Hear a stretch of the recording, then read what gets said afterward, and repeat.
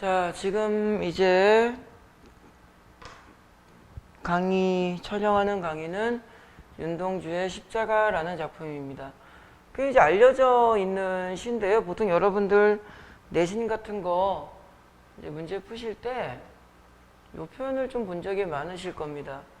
괴로웠던 사나이 행복한 예수 그리스도. 이 역설법으로 좀 우리가 많이 보는 시죠. 이 구절은 좀 유명한 구절인 것 같은데, 그죠?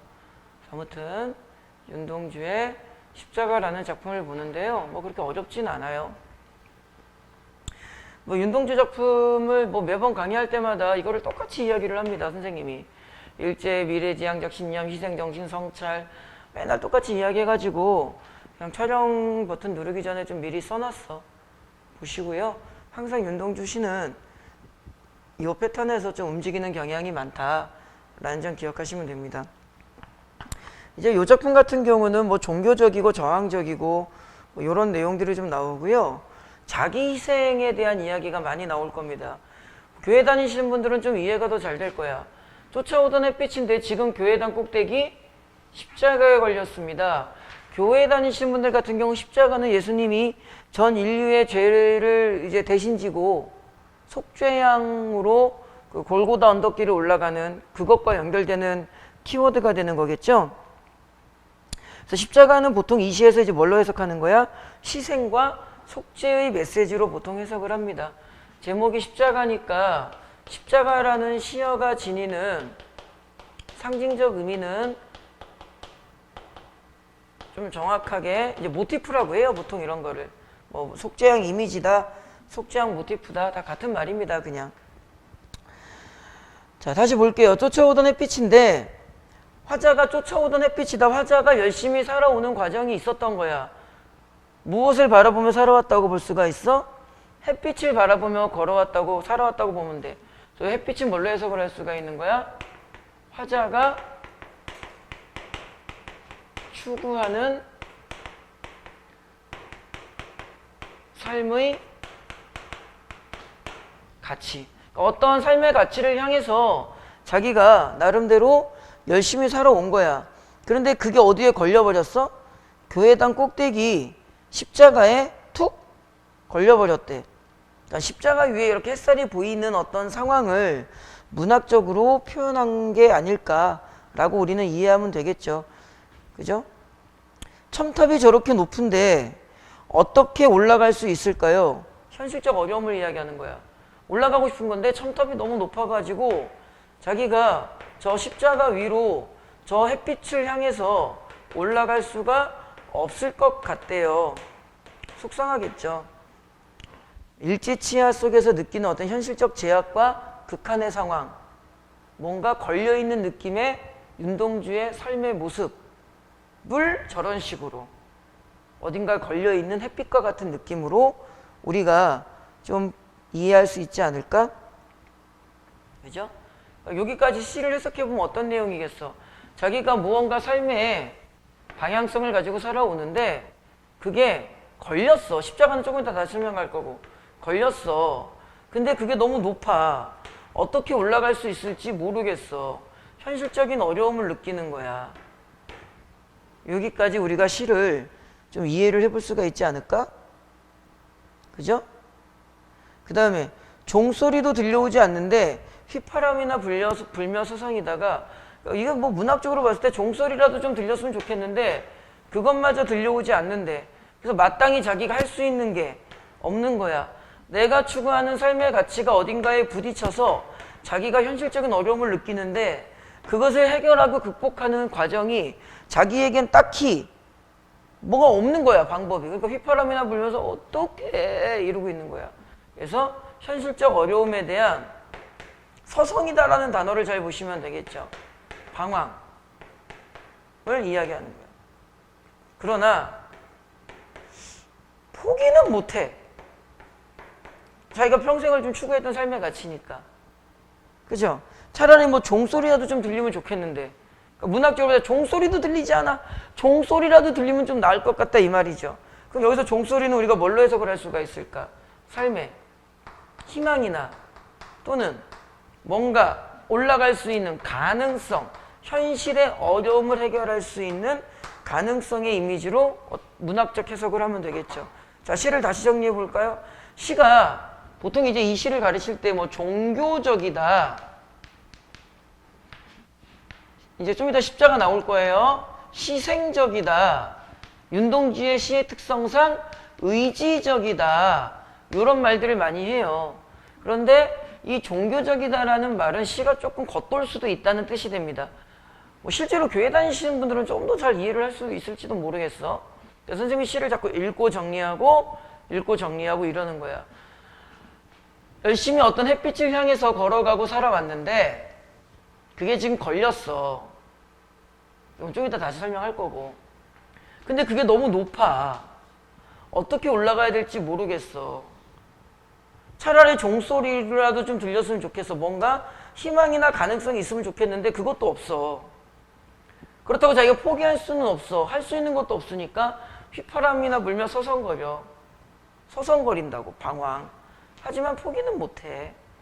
어떡해 뭐 이러고 있는 거야. 여기까지 이해가 됐죠? 그죠? 됐죠? 그러면서 이제 십자가에 딱 그게 걸려 있었잖아. 그러니까 십자가 하니까 이제 약간 연상의 느낌으로 누가 생각나는 거야? 예수님이 생각나는 거죠. 괴로웠던 사나이 칠판 싹 다 지우고요.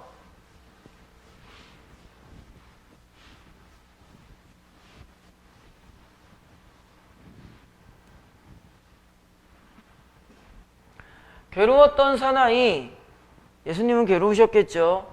전 인류의 죄를 대신 지시고 십자가 그 언덕을 오르는데 그 무슨 영화 같은 데 보면 많이 나오잖아요. 그 미션이라는 영화도 있고 옛날 영화긴 한데 그 가시면류관이라고 하죠. 이렇게 그거 쓰시고 십자가 엄청 무거울 거 아니야. 그게 혼자 들 수 있는 무게가 아니어서 그 누가 좀 대신 들기도 하고 막 그랬잖아. 그죠? 그 골고다 언덕길 오르실 때 그 본디오 빌라도 총독에게 이제 그 교회 다니시는 분들은 알 건데 십자가 처형을 당할 때 본디오 빌라도 그 당시에 이제 로마 제국 총독이 바야바라는 도둑과 예수 그리스도를 딱 놓고 민중들에게 물어보죠. 둘 중에 하나를 살릴 거다. 민중들아, 니네가 선택해라.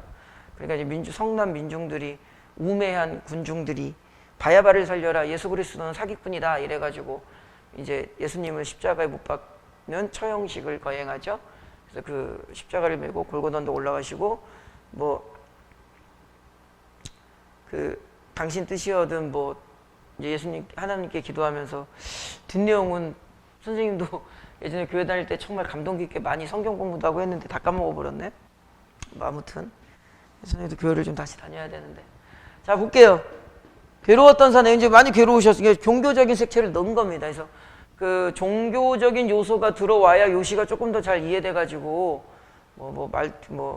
얄팍한 기독교 지식을 살짝 언급을 드렸던 거야. 괴로웠던 사나이, 하지만 예수님은 행복하셨을 거야. 왜? 전 인류를 구원하셨으니까. 그래서 이 괴롭다라는 것은 육체적 고통이 되는 거고요.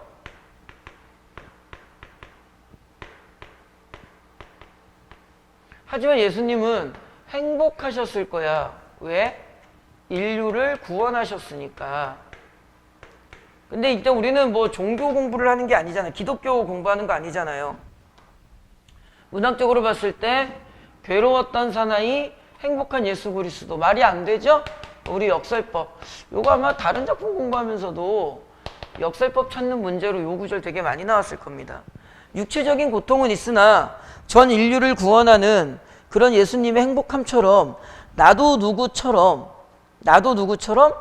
예수님처럼 십자가가 허락된다면 전 인류의 구원을 위한 희생의 기회가 나에게 주어진다면, 그러니까 아까도 적었지만 다시 적을게요.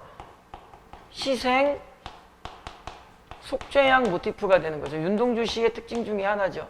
희생의 메시지.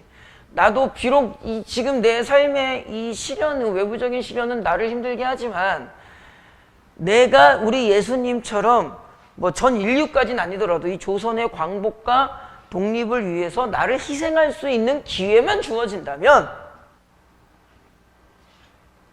모가지를 들이우고, 예수님이 뭐 상징적인 의미로 예수님도 이제 그 가시면류관 쓰시고 십자가 매셨을 때 이렇게 와 가벼워 이러고 가진 않으셨을 거 아니야.